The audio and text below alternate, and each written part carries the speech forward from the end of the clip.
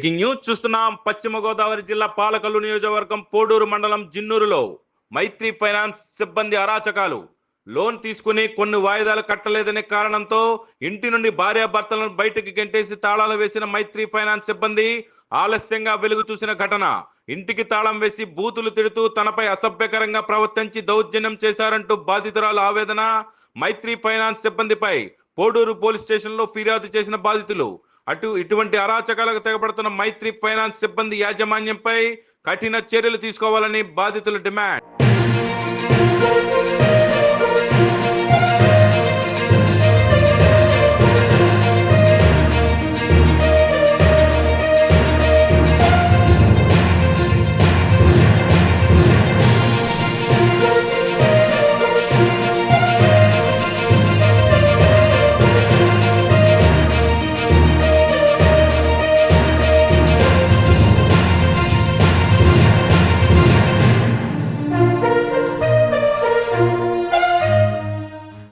Breaking news చూస్తున్నాం. పశ్చిమ గోదావరి జిల్లా పాలకొల్లు నియోజకవర్గం పోడూరు మండలం జిన్నూరులో మైత్రి ఫైనాన్స్ సిబ్బంది అరాచకాలు.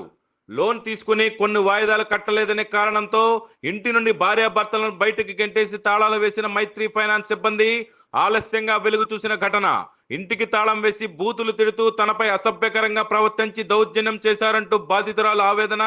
మైత్రి ఫైనాన్స్ సిబ్బందిపై పోడూరు పోలీస్ స్టేషన్లో ఫిర్యాదు చేసిన బాధితులు ఇటువంటి అరాచకాలకు తెగబడుతున్న మైత్రి ఫైనాన్స్ సిబ్బంది యాజమాన్యంపై కఠిన చర్యలు తీసుకోవాలని బాధితుల డిమాండ్. అందరికీ నమస్కారం అండి.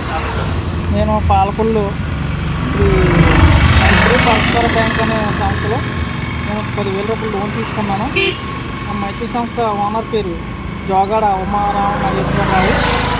ఆయన దగ్గర లోన్ తీసుకున్నప్పుడు నుంచి ఇప్పటివరకు కొంచెం అమౌంట్ కట్టలేకపోయాను.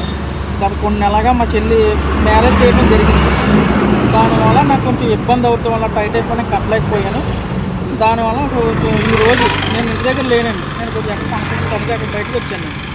నిన్న నైట్ మా చెల్లి వాళ్ళు హాస్పిటల్కి వచ్చి ఇంటికి వచ్చి ఈరోజు వెళ్దామని చెప్పి ఇంటి ఉంటారండి.